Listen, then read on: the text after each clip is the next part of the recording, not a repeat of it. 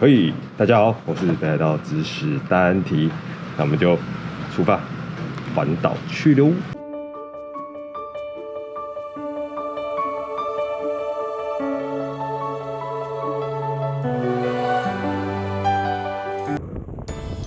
在影片的开头，虽然表现的一副很期待的样子，但其实在出发的时候，单体的内心对于这趟台湾环岛之旅，可说是忧心忡忡啊。担心的不是机车的性能、自己的体力，或者是路线的规划，而是头顶那一片片向远方蔓延而去的乌云。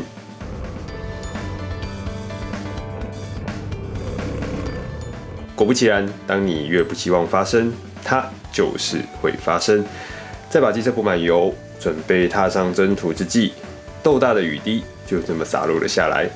本来还想秉持着北海道人的精神，不撑伞，不穿雨衣，但是台湾的阵雨雨势着实惊人，撑不到几分钟，马上就跟提钩杯妥协了一下，找了间便利商店，乖乖的换上不知道为什么插满星星的轻便雨衣，心中万万庆幸着，还好有听从环岛老前辈的建议，带上几张可以包裹背包的垃圾袋，否则这个雨势就算是滑雪用的防水背包，我看大概也是顶不住的吧。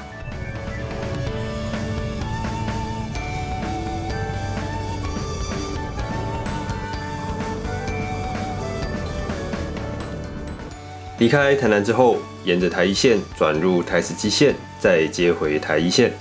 根据原本的初步计划，是打算在9点半左右就到达南回公路的入口处丰港。不过这一路上的雨下下停停，忽大忽小，时而又强劲海风，时而燥热湿黏。虽然有预期下雨，选用了 Gore-Tex 的鞋子，但在雨衣上顺流而下的水线，还是时不时的透过浸湿的袜子提醒你它的存在。最后再补上误入高雄而频繁出现的红灯，这种烦躁的堆叠，真实的传达那种我是谁，我在哪，我在干嘛的感受，脑中不止一次兴起了回家吧，趁现在还不算太远，做啥环岛自虐呢的念头。不过理智虽然如此想着，但手却仍然不听使唤的继续催着油门。就在这样又干又湿又凉又热的情况下，也就不知不觉来到了南回的入口处了。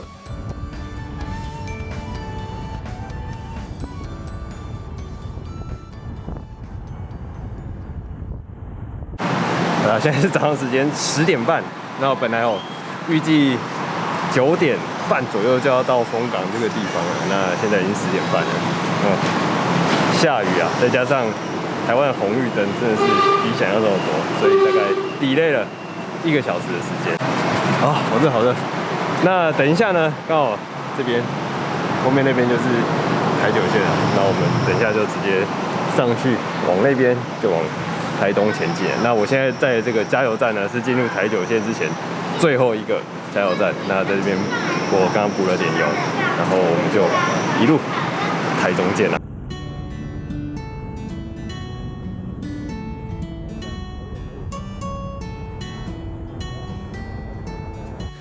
在中油北基丰港站补给了点油，并在厕所解放了一下，总算雨看来是会稍缓些，心情终于也没有那么灰暗了。带着重新燃起的期待，准备踏入前往台湾东半边的入口吧。由于在北海道的公共厕所几乎95%以上都是有卫生纸的，所以在北海道就算会随身携带，也通常不会带下车啦。那遵循这样子的习惯，刚刚差点就发生了没带卫生纸的窘境，还好及时发现，也感谢加油站的员工大力赞助，不然就真的各种尴尬了。好了，转入台九线，确定继续前进的心情，看来已经不会改变。我们就来简介一下环岛第1天的路线规划吧。首先，今日的目的地是花莲，路线的设计相当的单纯。早上我们已经由台一线及台17线进入南回公路台9线，接下来便会沿着南回公路一路进入台东。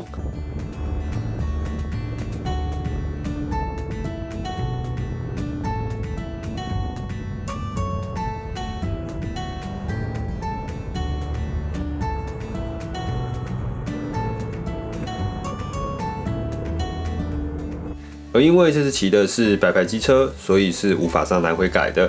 在途中，我们会接入台九雾的旧南回公路，再于台东达人乡接回台九线，往北一路前进，之后转入台11线直行，最终到达目的地花莲。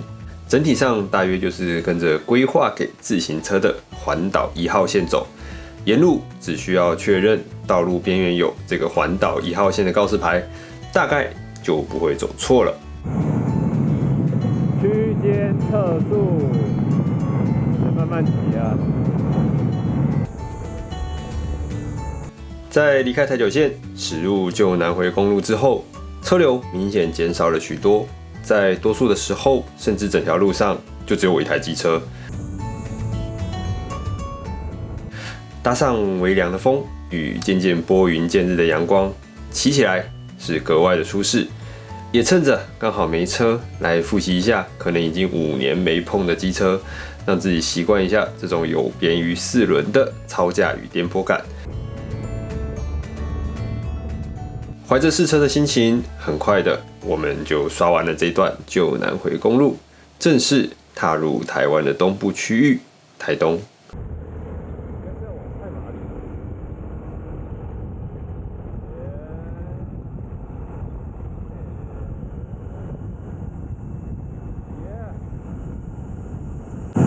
东部到了，哇，看到大海了。网红，要，不知道大家有没有听到全家的那个进门的那个铃声？怎么觉得怪怪的？以前是这个吗？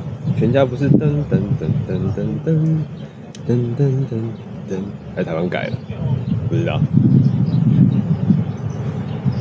好啦，因为我们现在已经到台东了，再往前走呢，就是太麻里，然后再往前呢，就会到我们的一个中继点的目的地多良车站。OK， 出发吧！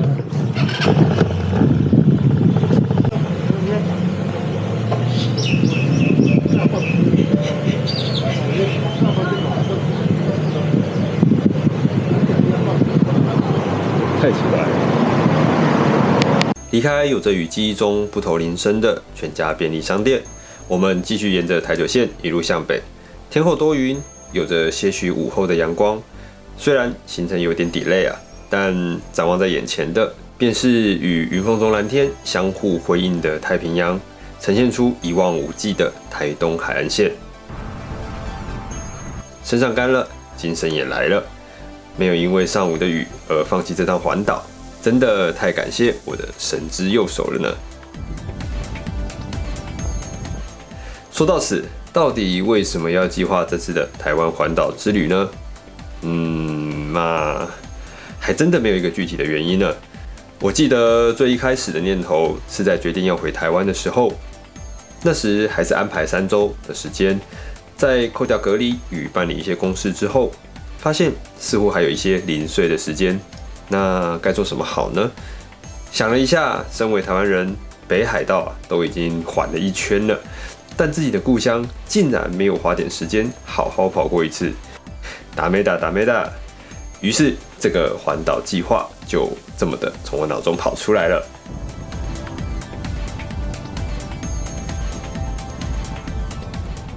哇，好多人都停下来拍照。趁现在停下来的空档啊，跟大家介绍一下。这次手机呢就架在这啦。但本来是要拿来导航，但其实我发现路线真的太单纯，根本没用到导航。前面这里是360，那 GoPro 呢我就绑在手上，随时要录就可以。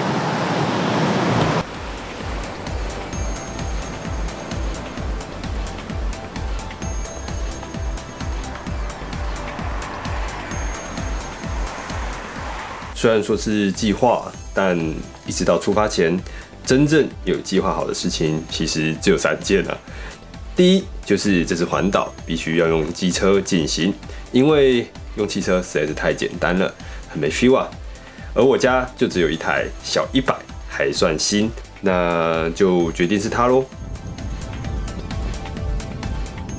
第二，预计的环岛时间是3天。有人可能会问，3天是怎么抓的啊？其实就我的时间只剩下3天啊，所以稍微问问 Google 是否可能。Google 都说好了，那我当然就上咯。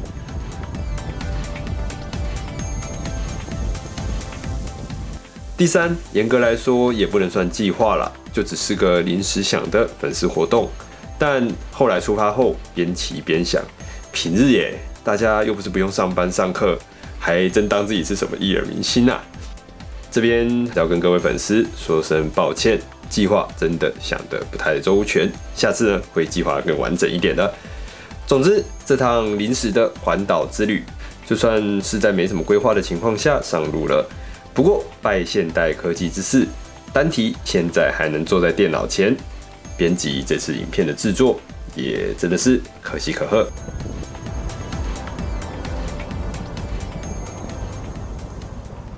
满满的车啊！我们来到了这趟环岛之旅的第一个正式观光景点——多良车站。位于台东太麻里的多良车站是台东东部著名的观光车站，山海与疾驶而过的列车相互配搭，结合成一段铁道山海景的绝佳视野。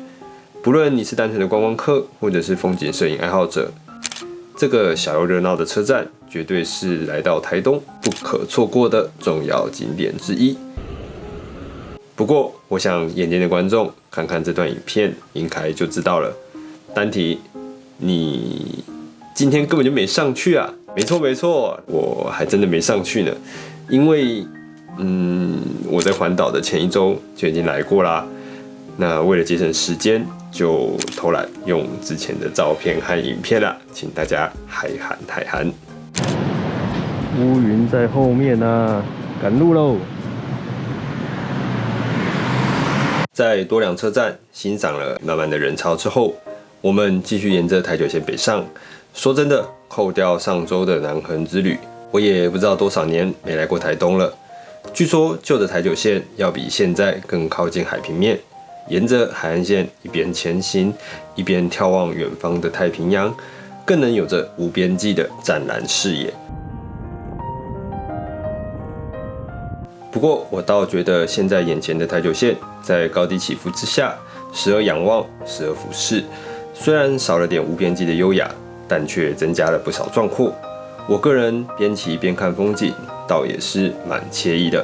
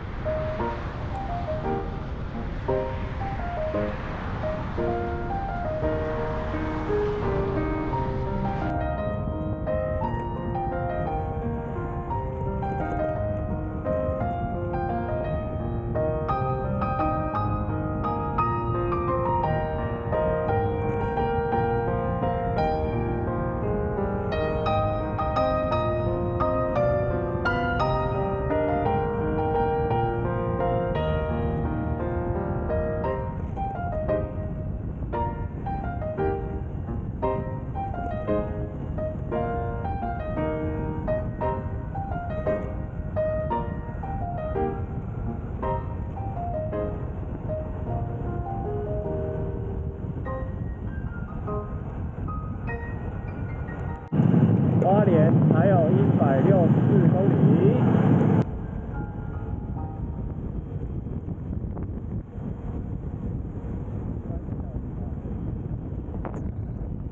台九线与台11线应该是每个环岛人在到达花东区域时一定得做出的抉择。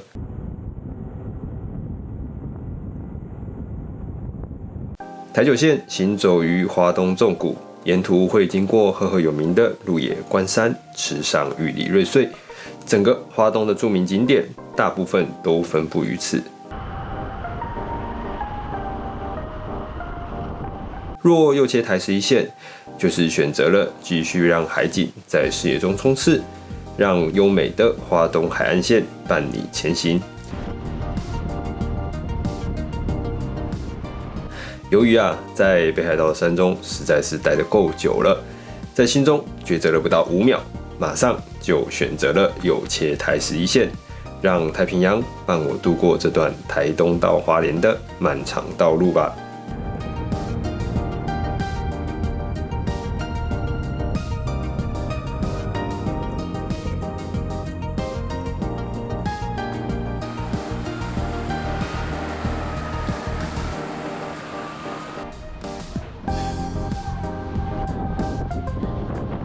一个肉包，一个竹笋包，装一起就好。做一下，现在50，谢谢。红莲是什么？买2个肉包，刚好1个铜板10元，这就是今天的中餐啊。不过感觉不能吃太久啊，那个乌云呢从台东那边一直过来了，我们得一直往前移动，才不会被乌云追上。先嗑一颗吧。哦，这个是肉包。台湾的肉包基本上吊打日本就在于它的这个馅都是一整块，但日本超商的肉包都是碎肉，真的很奇怪。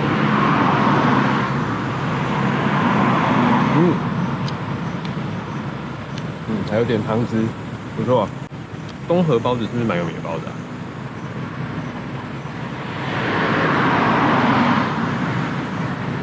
我好像有点印象，但是不太确定。刚刚是看很多人排队，我就停下来买了。这竹笋看起来还不错呢，挺有笋味的，可以，给过。希望不要下雨了。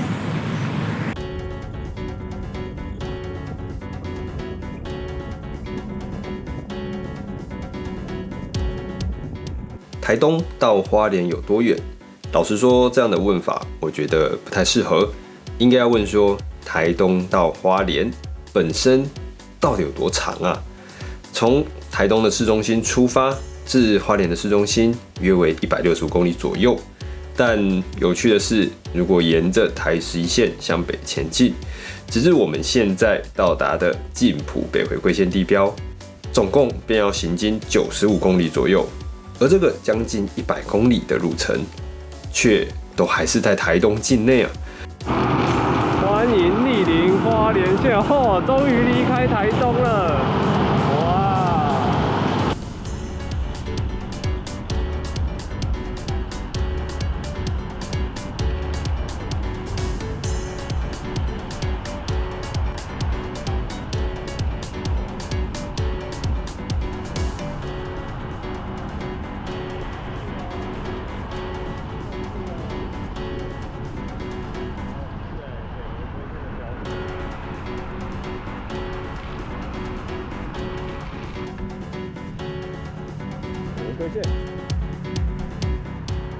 看到后面这个北回归线标志，刚刚也已经看到那个进入花莲的告示牌了。哇，骑了好久，台东终于骑了，怎么这么长啊？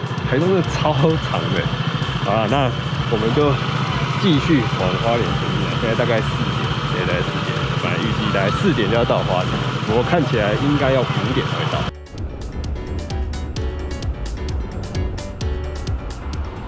对于住在幅员广大北海道的我来说，移动上动辄就要超过100公里，所以本来看到这个区的165公里，心中不免纳闷，这些环岛前辈们说的也太夸张了吧？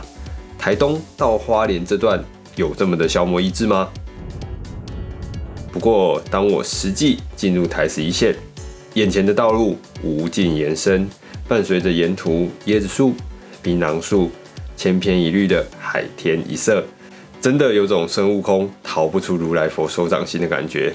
再加上沿途的一些海滨景点，停个机车竟然也要收费，在无法下车走走、舒缓心情的状态之下，不得不承认，相较于上午干了又湿、湿了又干而难以忍受的物理状态，这段100多公里的路程，对于环岛骑士来说无法后退，仅能在终点似乎始终没有靠近的状态下继续前行。对于心理上，真的是个大考验啊！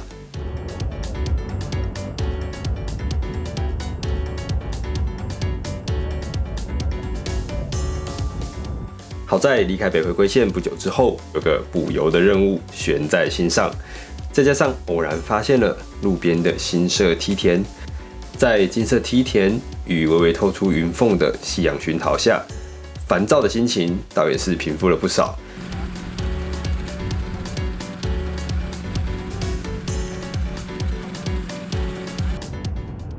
在进入花莲市的前一刻，终于可以大声的喊出来。我们没有被这段路程击倒，从台南出发，历经了物理与心灵的磨练，用仿佛重生一般的崭新感受，到达了我们环岛第一天的目的地——花莲。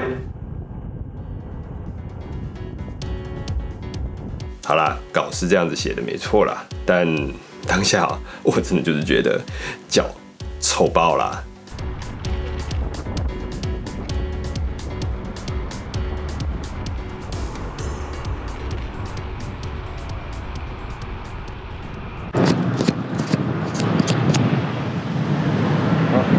到花莲，它那个东大门夜市啊，就在后面。那我们来找一下附近有什么住宿啊。其实刚刚一路骑过来啊，路上有很多民宿，但是看海就有点看腻了。我看到一间啊，有点扯，夜市电梯民宿，金谷安民宿，有3200多个评价是5颗星，真的有那么强吗？那我们就打电话去店店看，而且离这里超近，只要200公尺。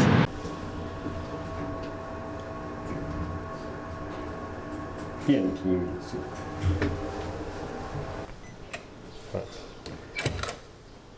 进去要脱鞋。旁边这里呢，有一些简单的备品啊，然后这个茶什么的都是可以泡。它是有附备品的，那真的还不错啦。备品列支有附的，还有小点心，然后2罐水，还有对于我们非常重要的这种插座。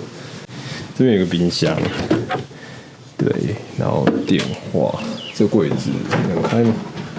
那个衣柜，这里打开啊。这边是刚刚他讲的那个露台区，那这个是公共空间啊，就是大家都可以使用。不过目前没看到有人用啊，还是有附毛巾跟卫生纸。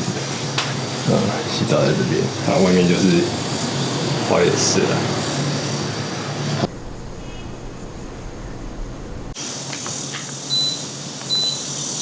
哇，还是蛮闷的。然后呢，住宿费用呢就是1100啊。那这个1100呢，就是包含了你要帮他打卡。打5星，然后5星 Google 5星评论吧 ，FB 按赞，那就住宿费用就有折扣。刚刚他就说本来是1500啦，那就折成1100。所以呢，嘿嘿，这就是这间为什么都是5星评价的原因。不过确实啊，看起来也都还不错，目前就没有什么很明显的缺点。那该有的东西都有，备品类也都非常的丰富。刚刚小姐的服务也蛮亲切的，就是问她什么问题，她都很热心的回答我。那我们等一下呢，就去夜市逛逛，然后买点东西回来吃。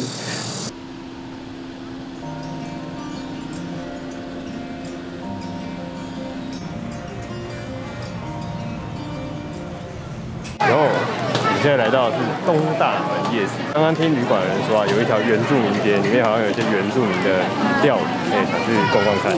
这些玩的我就比较没有兴趣了，我比较想要吃东西，肚子饿了。今日旅程的最后，其实就是在东大门夜市觅食啦。虽然事后有人跟我说，东大门现在好像也不算什么热门地方了，不过我去的当天人还算是挺多的，就是。虽然逛夜市的感觉让人有些怀念，仿仿佛回到学生时代。但我今天其实就只是想找个吃的，问了一下 Google， 他告诉了我东大门最有代表的2摊摊贩：烧烤与蛋饼。烧烤，哎呀，人真的太多了，不想排队，直接放弃。而蛋饼嘛，不知道到底是什么蒙蔽了我的双眼，明明经过，但又视而不见。而为了找它，我不知不觉就把东大门夜市给逛完了啊！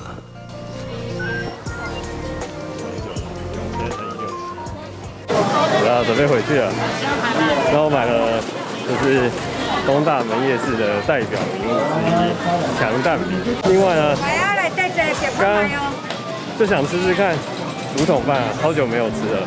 本来想说如果一只超过50块就买，我随便问了一家，他就告诉我说50，好，那我就买了。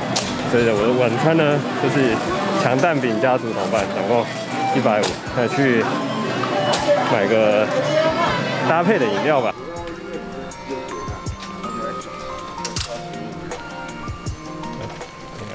当然，在台湾嘛，啤酒就一定要吃台啤啦。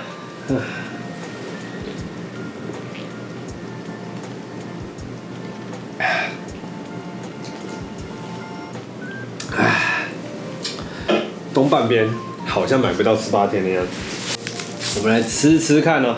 东大门夜市号称正夜市之宝之一的这个强蛋饼，看有多厉害啊！那还不错啦。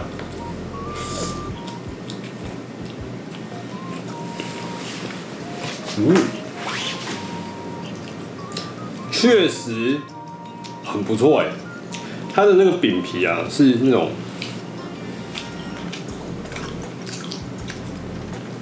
很古早味道的饼皮，又没有加cheese，又有点韩西，就是古早又有点创新的感觉。这个蛋饼真的不错。下次来我可能还会买，虽然有点贵啊，一份要100。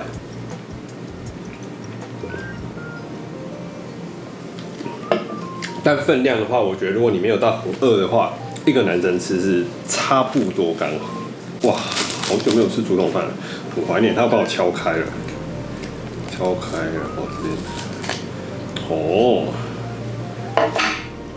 竹筒饭。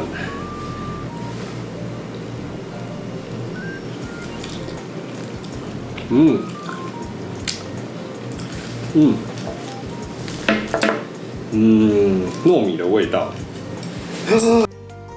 这个是我随便找一间的，因为他说50我就买。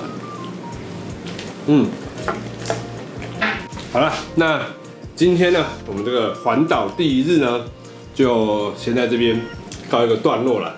我们明天应该1天就会回到西半边了。好啦，晚安，我是开山马德斯，我是北海道只是单体，拜拜。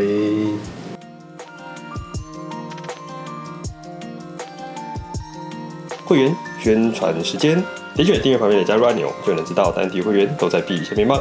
无论你是喜欢我拍摄的图片，或者是单纯想成为干爹，请喝咖啡，都欢迎点下眼前的按钮。放心，绝对不会爆炸，只会获得单体满满的感谢。